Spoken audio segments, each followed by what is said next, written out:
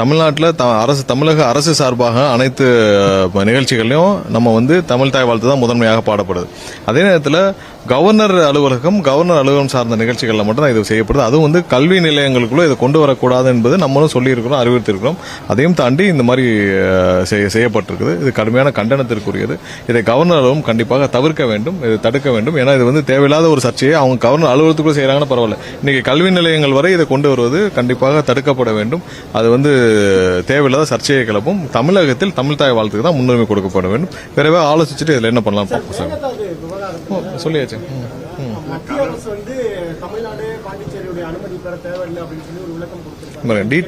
Detail project ரிப்போர்ட்டுக்கு தான் சொல்லியிருக்காங்க. இன்னும் முழு ஆர்டர் வரட்டும், வந்தோடனே பார்த்துக்கலாம். நன்றி. Thanks for inviting me for this career guidance program. ஏன்னா கேரியர் கைடன்ஸ் இப்போ ரொம்ப அவசியமான ஒன்று எல்லா ஸ்டூடெண்ட்ஸுக்கும், இன்க்ளூடிங் ஃபார் பேரண்ட்ஸ். ஏன்னா பேரண்ட்ஸுக்கு ஸ்டூடெண்ட்ஸ் என்ன கேரியர் எடுக்கணும் அப்படின்னு பேரண்ட்ஸ் ஃபர்ஸ்ட் கன்ஃபியூஸ் ஆனாங்க. அதுக்கப்புறம் ஸ்டூடெண்ட்ஸுக்கு கடைசி வரைக்கும் அவங்களுக்கு ஒரு என்ன பண்ணணும்னு தெரியல, ஒரு பெரிய கன்ஃபியூஷன் இருக்கு.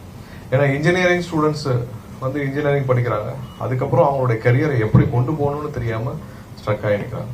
ஸோ டெஃபினட்டா இன்னைக்கு இருக்கிற ஜென்ரேஷன்ஸுக்கு கேரியர் கைடன்ஸ் டெஃபினட்டா ரொம்ப முக்கியம். ஏன்னா அவங்க ஸ்கூல் டேஸ்ல இருந்தே அவங்களுடைய கேரியரை அவங்க டிஃபைன் பண்றதுக்கான நம்ம ஒரு தாட் ப்ராசஸும் கொடுக்கணும், அவங்களுக்கான ப்ராப்பர் கைடன்ஸும் கொடுக்கணும்.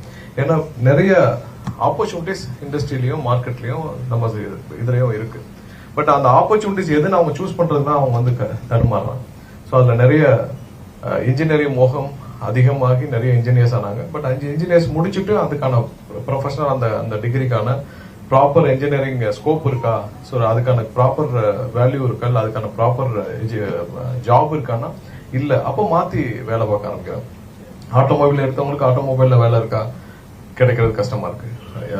மெக்கானிக்கல் எடுத்தவங்களுக்கு மெக்கானிக்கல்ல வேலை இருக்கா, கிடைக்கிறது கஷ்டமா இருக்கு.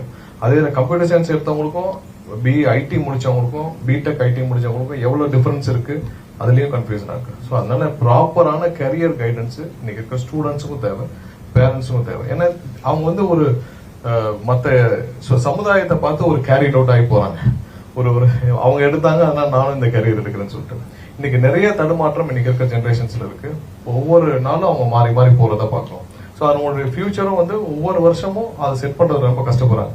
நிறைய இந்த டெம்பரரி ஜாப்ஸ்ல இன்னைக்கு அதிக மோகம் இருக்கிறது காரணம் இவங்களால அவங்களோட கரியரை சரியா செட் பண்ண முடியல. அதெல்லாம் இப்போ ஸ்விக்கி இந்த மாதிரி இதெல்லாம் டெம்பரரி ஜாப்ஸ்ல போய் அலைன்மெண்ட் ஆயிட்டு அவங்களுடைய ப்ரொஃபஷனுக்குள்ள என்ட்ராகவே ரொம்ப கஷ்டப்படுறாங்க. ஸோ ப்ராப்பரான ஒரு கரியர் கைடன்ஸ் கண்டிப்பா சமுதாயத்துக்கு போற இளைஞர்களுக்கு எல்லாருக்கும் தேவை.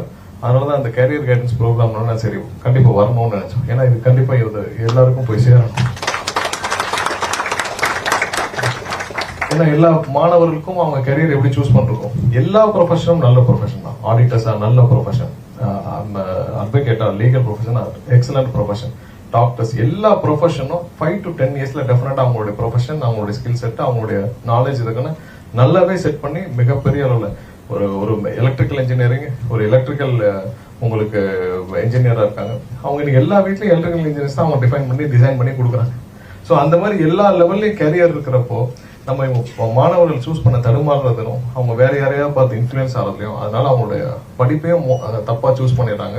அவங்க கேரியர்லயும் போய் உட்காரதுக்கும் கஷ்டப்படுறாங்க. நிறைய தவிப்புகள் அதனால இருக்கு. ஒரு ப்ராப்பர் கேரியர் கைடன்ஸ் ப்ரோக்ராம் எல்லாருக்கும் தேவை, பிளஸ் பேரண்ட்ஸுக்கும் தேவை, மாணவர்களுக்கும் தேவை. ஏன்னா மாணவர்கள் அவங்களுடைய ஃப்ரெண்ட்ஸ், அவங்க பாக்குற இன்டர்நெட், இல்ல அவங்க பாக்குற கூகுள், அவங்க பாக்குற யூடியூப்ல கேரிட் ஆறாங்க. பேரண்ட்ஸும் அதே மாதிரி அவங்களுடைய சுத்தி இருக்கிற மற்ற பேரண்ட்ஸை பார்த்து கேரிட் ஆறாங்க. So proper career guidance program கண்டிப்பா தேவை. அதனாலதான் இன்னைக்கு வர நெக்ஸ்ட் ஜென்ரேஷன்ஸுக்கு அவங்க நம்ம கைட் பண்ண முடியும், அவங்களை காப்பாற்ற முடியும். நிறைய இந்த டெம்பரரி ஜாப்ஸ் ஒரு மாசம் 2 மாசம் இருக்கலாம். பட் நிறைய பேர் இந்த டெம்பரரி ஜாப்ஸ்ல ரொம்ப நாள் இருக்கிறது ரொம்ப வருத்தமா இருக்கு. நிறைய இடத்துல இந்த ஸ்விக்கி, ஜொமேட்டோ இந்த மாதிரியான டெம்பரரி ஜாப்ஸ்ல போய் நீங்க அகாமடேட் ஆகிறது ரொம்ப வருத்தமா இருக்கு. அதுக்கான நல்ல சூழ்நிலையை உருவாக்க வேண்டியது நம்மளுடைய பொறுப்பு. கண்டிப்பா கவர்மெண்டோடைய பொறுப்பு அதுல இருக்கு. அதுல உங்களை மாதிரி எக்ஸ்பர்ட்ஸோடைய பொறுப்பு இருக்கு. கண்டிப்பா அவங்களுக்கு ப்ராப்பரா கைட் பண்ண வேண்டிய பொறுப்பு இருக்கு.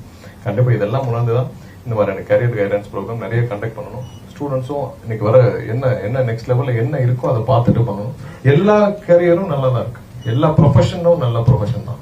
இன்க்ளூடிங் இப்போ கார்பெண்டரா எக்ஸலண்டா இருக்கு.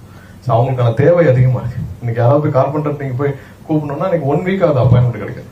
அவங்களை கூப்பிட்டு நீங்க பாக்குறதுக்கு 1 வீக் ஆகுது. அவங்களோட தேவை அதிகமா இருக்கு. ஸோ எல்லா பிளம்பர் இருக்காங்க, பிளம்பரோட தேவை அதிகமா இருக்கு. ஸோ எல்லாரும் அதை வந்து ஒரு ஜாபாவோ ஒரு ப்ரொஃபஷனாவோ கன்சிடர் பண்றதுல எனி ப்ரொஃபஷன் நீங்க எடுத்தீங்கன்னா 5 to 5 இயர்ஸ் அதிகபட்சம், 10 இயர்ஸ் எக்ஸலண்ட், 10 இயர்ஸ்க்கு அப்புறம் உங்களுடைய பீக் வேற லெவல். ஸோ நிறைய பேர் என்கிட்ட வந்து லாஸ்ட் 1 வீக்ல நான் நேற்று கூட ஒரு ப்ரோக்ராம்ல சொல்லியிருந்தேன், 4 இயர்ஸ் ஒரு குழந்தை வந்து ட்ரை பண்ணிருக்கு நீட்டுக்கு. நாங்க இந்த நீட்லாம் வேண்டாம்னு சொல்றதுக்காக தான் காரணம் தான். 4 இயர்ஸ் ட்ரை பண்ணிருக்கு. 4th இயரும் அந்த குழந்தைக்கு ஒரு டவுட், இப்ப கிடைக்குமா கிடையாது, நல்ல மார்க் எடுத்திருக்கு. நல்ல மார்க் எடுத்து வந்து திரும்பவும் டாக்டர் படிக்க நான் சொன்னேன், நீ கண்டிப்பா லாயருக்கு போய் ட்ரை பண்ணு. ஏன்னா நீ நல்லா வந்து படிச்சிருக்க, நல்ல ஒரு ஒரு உட்காந்து படிக்கிற இது இருக்கு, ஸ்கில் இருக்கு. நீ ஒரு லாயர் ஆனா கண்டிப்பா டாக்குமெண்டேஷன், சிவில் இதுல லீகல்ல, சிவில் லால நீ நல்லா பண்ணுவ. ஆனா நான் ஒரு லாயரா போ, இதை விட பெஸ்டா இருக்கும் உன்னுடைய கரியர் அப்படின்னு சொல்லி அந்த பொண்ணுக்கு நான் சொல்லி அமிச்சேன். ஏன்னா நீங்க இதுதான் அப்படின்னு சொல்லி அவங்க போய் ஒரு கரியர்ல போய் நின்றுட்டு இல்ல எல்லா ப்ரொஃபஷனும் எக்ஸலண்ட் ப்ரொஃபஷன். நீங்க எப்படி உங்களுக்கு டெடிகேட்டடா உங்களை நீங்க அர்ப்பணிச்சு நீங்க வேலை பாக்குறீங்களோ அது பக்கம் தான் இருக்கு. கார்பெண்டர், எலக்ட்ரிஷியன் எல்லாமே நல்ல ப்ரொஃபஷன். நீங்க எப்படி செட் பண்ணிக்கிறீங்களா, நீங்க எப்படி ஒர்க் பண்றீங்களோ அதை பொறுத்தான். ஸோ அதனால ப்ராப்பர் கரியர் கைடன்ஸ் கண்டிப்பா வேணும். இன்னைக்கு இவ்வளவு 4 லட்சம் பேர் 3 லட்சம் பேர் இன்ஜினியரிங் முடிச்சு வந்து எல்லாரும் இன்ஜினியரிங்கான இன்ஜினியர்ஸாவா இருக்காங்க. எல்லாரும் இன்ஜினியரிங் மோட் ஆஃப் ஜாப் பார்க்கணும். இன்ஜினியரிங் மோட் ஆஃப் ஜாப் எவ்வளவு பேர் பாக்குறாங்க, எவ்வளவு பேர் வந்து சிவில் முடிச்சுட்டு ஐடி கம்பெனியில் ஒர்க் பண்றாங்க, எவ்வளவு பேர் மெக்கானிக்கல் முடிச்சுட்டு இன்னும் வந்து சாஃப்ட்வேர் டெவலப்மெண்ட்ல இருக்காங்க, இன்னும் பல பேர் வந்து பிஏ இங்கிலீஷும் லிட்ரேச்சரும் படிச்சுட்டு டிஜிட்டல் மார்க்கெட்டிங்ல இருக்காங்க. ஸோ இது சம்பந்தம் இல்லாத ஜாப். கண்டிப்பா ஒவ்வொரு ப்ரொஃபஷன்லயும் நீங்க கிளியரா செட் பண்ணி போனீங்கன்னா 5 இயர்ஸ் கண்டிப்பா எல்லா ஆடிட்டர்ல 10 இயர்ஸ்க்கு அப்புறம் நீங்க எந்த ஆடிட்டருக்கு நீங்க ஒரே நாள் அப்பாயின்மெண்ட் ஆக முடியாது. மோர் தென் 10 இயர்ஸ் அவங்களுடைய கஸ்டமர் கியூ பண்ற இதுல பாத்தீங்கன்னா எந்த ஆடிட்டர்கிட்ட ஒரே நாள் போய் அப்பாயின்மெண்ட்ல கேட்க முடியாது. அவ்வளவு ப்ரொஃபஷன்ல ஒவ்வொரு 5 இயர்ஸ் 10 இயர்ஸ்க்கு அப்புறம் எல்லா ப்ரொஃபஷன்லயும் அவங்களுக்கான கஸ்டமர்ஸும் அவங்களுக்கான டிமாண்டும் அதிகமா இருக்கு. ஸோ அதனால எந்தெந்த ப்ரொஃபஷனை தேர்ந்தெடுக்கணும், உங்க இருக்கிற இடத்துலயே எல்லா அவைலபிலிட்டி எல்லா ரெக்யர்மெண்ட்டும் இருக்கு. பட் நம்ம தான் தப்பா செய்யறது, தப்பா சூஸ் பண்ணிட்டு ரொம்ப கஷ்டப்படுறோம்.